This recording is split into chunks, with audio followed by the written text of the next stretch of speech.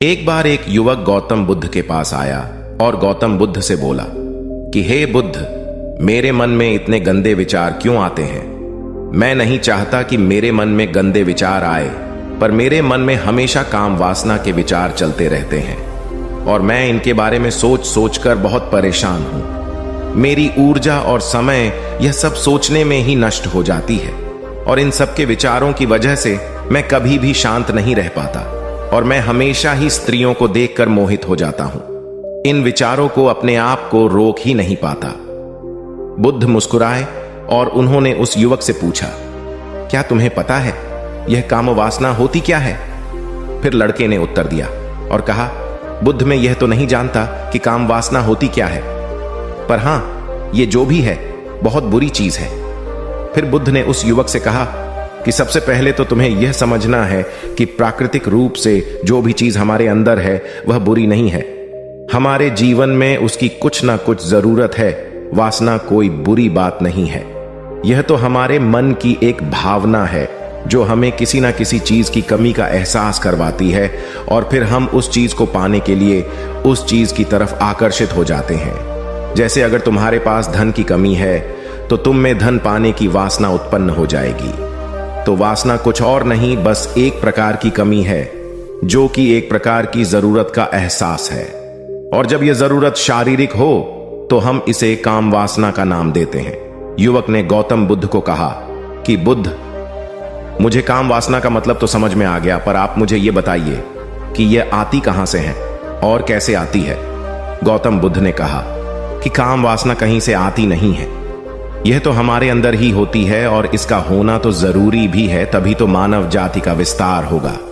युवक ने कहा, जब यह हमारे अंदर ही है और जरूरी भी है तो फिर लोग इसे गलत क्यों बोलते हैं? बुद्ध ने कहा कि यही तो समस्या है। लोगों ने काम वासना को गलत तरीके से सोच लिया है।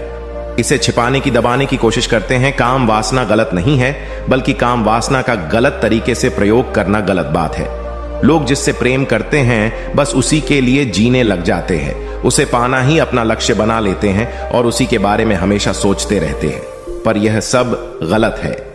बुद्ध ने युवक से कहा, क्या तुम्हें पता है जानवरों में भी काम वासना होती है? युवक ने उत्तर दिया, हां बुद्ध, जानवरों में भी काम वासना होती है, क्योंकि जानवर भी तो आखिर अपनी पीढ़ी को आगे बढ़ाएंगे। बुद्ध ने कहा, तो फिर हम जानवरों की काम वासना को गलत क्यों नहीं कहते? युवक ने कहा, मुझे नहीं पता महात्मा, आप ही मुझे बताइए। गौतम बुद्ध ने कहा कि जानवर अपनी काम वासना का प्रयोग आनंद प्राप्ति के लिए नहीं करते, वह तो सिर्फ संतान उत्पन्न करने के लिए ही काम वासना का उपयोग करते हैं। जानवरों को प्रकृति ने इतनी समझ नहीं दी कि वह काम वासना को अपने सुख का आधार बना सके, जबकि मनुष्य अपनी समझ के बलबूते पर प्रकृति में पाई जाने वाली प्रत्येक वस्तु को अपने सुख के लिए प्रयोग करता है। हम इंसानों ने ही काम वासना को अपने सुख का साधन बना लिया है, जबकि प्रकृति ने तो हमें अपने वंश को आगे बढ़ाने के लिए दिया था, लेकिन इंसानों ने इसे अपने जीवन का परम लक्ष्य बना रखा है और इस तरह से काम वासना का भी लगाम हो जाना गलत है। युवक ने पूछा, महात्मा जी, ये काम वासना हम पर हावी क्यों होती है?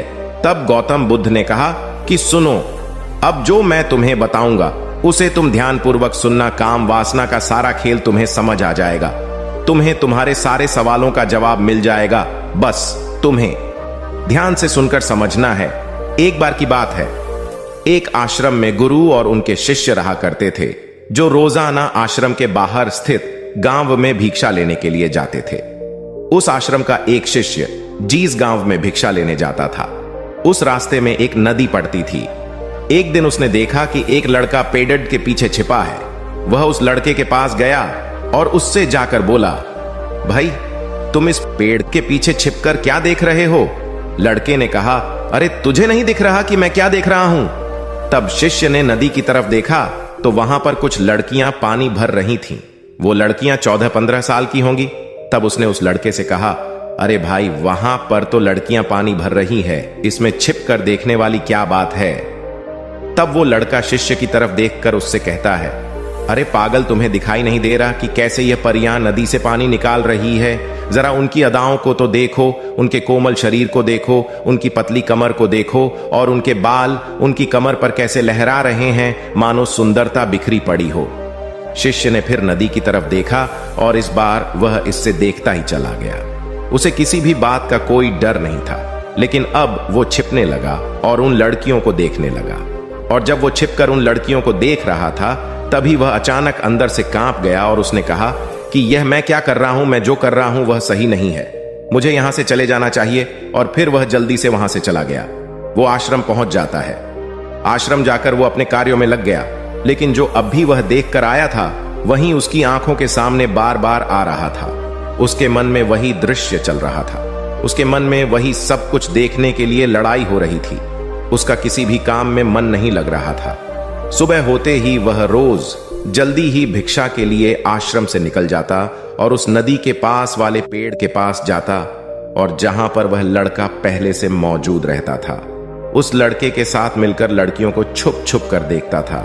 अब वह रोज ऐसा करने लग गया। यह उसके रोज का काम हो गया। अब उस शिष्य का मन किसी भी काम में नहीं लगता था। वो हमेशा ही किसी ना किसी प्रकार के विचार में उलझा रहता। वो आश्रम के कार्यों को भी ठीक ढंग से नहीं कर रहा था। न वो ठीक से सो पाता था और न वो ठीक से खाना खा पाता था। उसका मन बेचैन सा रहता था। उसका मन बार बार उन लड़कियों के सौंदर्य को देखने के लिए तरसता था। जब गुरु शिक्षा देते तब भी उसका मन कहीं और विचारों में खोया रहता था। गुरु ने अपने शिष्य की इन हरकतों को जान लिया था। तब एक दिन गुरु ने शिष्य को अपने पास बुलाया और कहा कि आज से मैं भी तुम्हारे साथ भिक्षा मांगने चलूंगा। तुम और मैं साथ साथ भिक्षा मांगने चलेंगे। तभी शिष्य गुरु को मना करते हुए बोला, नहीं गुरुदेव, आप परेशान क्यों हो रहे हो? मैं अकेला ही ठीक से भिक्षा मांग सकता हूं।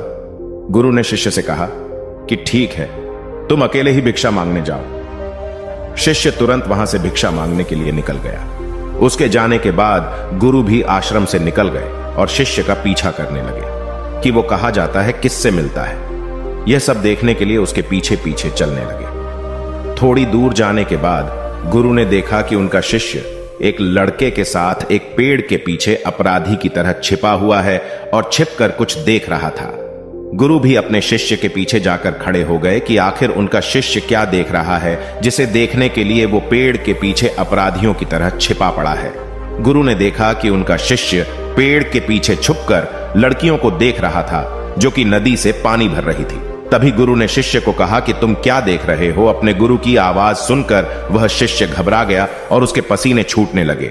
वह थर थर कांपने लगा, जैसे किसी चोर को चोरी करते समय रंगे हाथों पकड़ लिया हो। उसकी हालत खराब हो गई। वो कुछ भी नहीं बोल रहा था।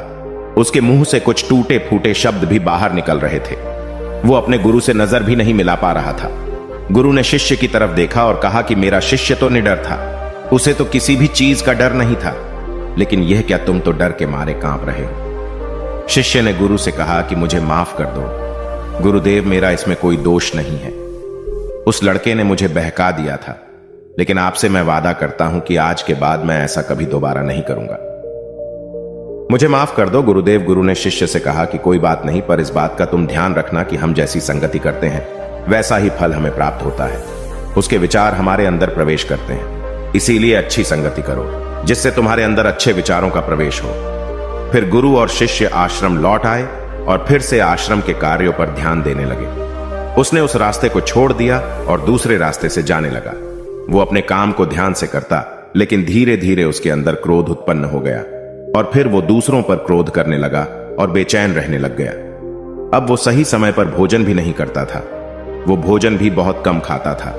एक रात गुरु शिष्य के पास आए और उसे बोले कि अब तक तुमने कितनी बार अपना वादा तोड़ दिया। यह सुनकर शिष्य अपने गुरु के चरणों में गिर गया और रोने लगा। रोते रोते ही उसने गुरु से कहा कि गुरुदेव, मैं कई बार अपना वादा तोड़ चुका हूं, फिर वादा कर लेता हूं, लेकिन हर बार मैं वादा तोड़ देता हूं। मेरा मन मेरे नियंत्रण में है ही नहीं। मैं बहुत कोशिश करता हूं कि मैं अपने मन से सारे बुरे विचारों को निकाल डालूं, लेकिन मैं चाहकर भी ऐसा नहीं कर पा रहा हूं। फिर गुरु ने शिष्य को कहा कि चलो मेरे साथ। गुरु शिष्य को आश्रम के बगीचे में लेकर गए और शिष्य से कहा कि देखो, यहां पर कुछ नालियां बनी हुई है जिससे नदी का पानी इन पौधों तक आ रहा है और यह पानी एक निरंतर भाव से बह रहा है। क्या तुम इस पानी के बहाव को रोक सकते हो?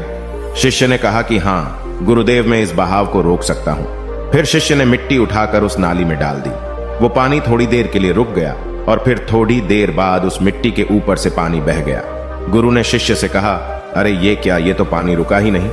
फिर शिष्य ने कुछ कंकड़ पत्थर उठाकर उस नाली में डाल दिए और फिर थोड़ी देर के लिए पानी रुक गया। लेकिन फिर थोड़ी देर बाद ही उन कंकड़ पत्थर के ऊपर से पानी निकल आया। फिर गुरु ने कहा कि यह क्या हुआ, पानी तो फिर से बह गया। तुम तो बोल रहे थे कि तुम इसे रोक दोगे। क्या हम किसी काम को रोकना चाहे तो क्या हम उसे रोक नहीं सकते?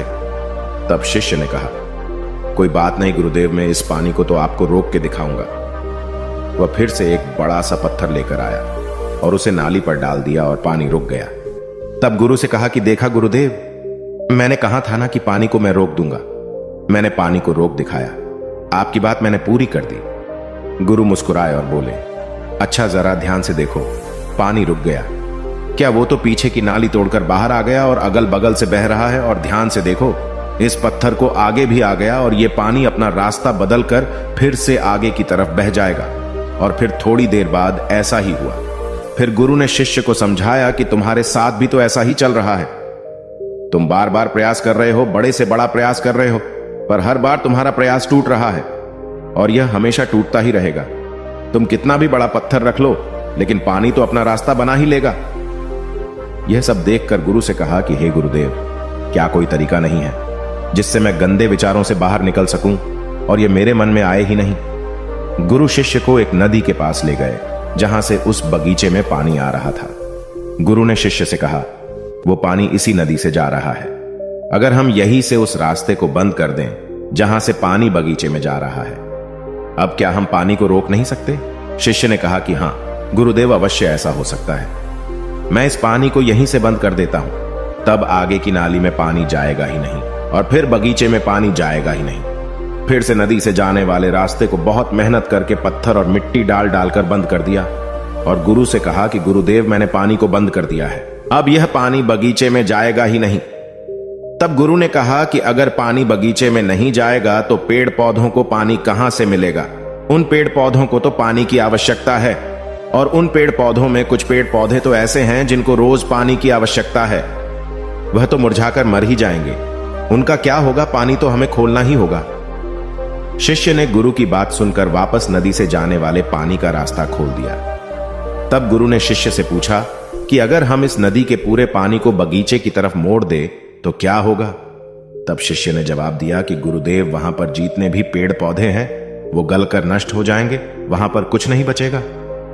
फिर गुरु मुस्कुराए और बोले, तुम इस बात को समझो कि हमें किसी भी चीज को रोकना नहीं है, बस हमें हमेशा संतुलन बनाए रखना है। कम पानी से भी पौधे नष्ट होते हैं और ज्यादा पानी से भी पौधे नष्ट होते हैं। हमारा जीवन संतुलन से ही चलता है। गुरु ने शिष्य से कहा कि अगर मैं तुम्हें कहूं कि तुम आम के बारे में मत सोचो तो तुम्हारे मन में सबसे पहले किसका चित्र आएगा? शिष्य ने कहा कि गुरुदेव, मेरे मन में तो पहला चित्र आम का ही आएगा। गुरु ने कहा कि जब हम गंदे विचारों को जबरदस्ती रोकने का प्रयास करते हैं तो वह और मजबूती के साथ हमारे अंदर प्रवेश करते हैं और ज्यादा हमारे अंदर उठते हैं। इसीलिए हमें उन्हें कभी भी दबाने की कोशिश नहीं करनी चाहिए। फिर गुरु ने शिष्य को जाते हुए कहा कि हमारे गंदे विचार बुरे लोगों की संगति करने की वजह से भी आते हैं। कई बार क्या होता है कि कामुकता हमारे अंदर होती नहीं है, लेकिन कुछ अश्लील लोगों के साथ रहने की वजह से यह हमारे अंदर हावी हो जाती है। फिर शिष्य ने कहा कि गुरुदेव, आप सही कह रहे हैं, मैं अपने मार्ग से भटक गया था। फिर वो शिष्य उस रात बहुत ही चैन की नींद सोया। सुबह अपने कार्यों को पूरे मन से किया और फिर सुबह वो भिक्षा लेने के लिए उसी रास्ते से गया जहां वह लड़का आज भी पेड़ के पीछे छुपकर उन लड़कियों को देख रहा था। वो शिष्य नदी पर गया जहां वह लड़कियां पानी भर रही थीं। उसने उन लड़कियों से पानी मांगा। उन लड़कियों में से एक लड़की ने उसे पानी पिलाया और उस सन्यासी शिष्य के चरण छुए। शिष्य ने उसे आशीर्वाद दिया कि तुम्हारा कल्याण हो। उसका मन सकारात्मक ऊर्जा से भर गया। उसके चेहरे पर मुस्कान आ गई थी, जैसे कि उसे कुछ खोया हुआ वापस मिल गया हो। वह वापस अपने रास्ते से जाने लगा। तभी पीछे से वह लड़का आ गया जो पेड़ के पीछे छुपा हुआ था। वह शिष्य के पास आया और बोला कि क्या बात है, आज तो तुमने नजदीक से दर्शन कर लिए, तुम तो मुझसे भी आगे निकले। तब शिष्य ने कहा कि हम हमेशा दूसरे के दर्शन करने में ही व्यस्त रहते हैं, अपने दर्शन कर ही नहीं पाते। तुम कब तक इस पेड़ के पीछे छुपते रहोगे? किसी को पसंद करते हो तो उससे बोल दो, अगर वो भी तुम्हें पसंद करती है, और शादी कर लो। पर उससे पहले तुम कुछ बन जाओ तथा अपने आप को पहचान लो। ऐसे अपना समय बर्बाद मत करो। फिर वह लड़का रोज उससे मिलने लगा और उस लड़के ने नदी पर जाना छोड़ दिया। और फिर वो लड़का अपने जीवन में कुछ बनने के लिए संघर्ष करने लगा। तो तुमने देखा संगति का असर क्या होता है। अपनी संगति बदलो, अपने विचार बदलो। बुद्ध ने युवक से पूछा कि क्या तुम्हें तुम्हारे सारे सवालों का जवाब मिल गया? तब युवक ने कहा कि हां महात्मा जी, आपका बहुत बहुत धन्यवाद। तब गौतम बुद्ध ने युवक से कहा कि जब तुम्हारे मन में गंदे विचार आए तब आप अपने आप को दोषी मत मानो। यह शरीर है और यह सब इसमें हजारों वर्षों से सीखा है। यह केवल तुम्हारे सोच लेने से, शपथ लेने से यह टूटने वाला नहीं है, लेकिन तुम्हारे पास वो शक्ति है और वो ऊर्जा है जिसका तुम्हें संतुलन बनाए रखने के लिए उपयोग करना है। तुम एक जीवित ऊर्जा हो जो कुछ भी अनुभव करने के लिए स्वतंत्र हो, जो कुछ निर्माण करने के लिए स्वतंत्र हैं। इसीलिए तुम अपने आप को पहचानो। दोस्तों, आपको यह कहानी कैसी लगी हमें कमेंट करके जरूर बताना और ऐसी ही और कहानियों के लिए सब्सक्राइब का बटन जरूर से दबा देना।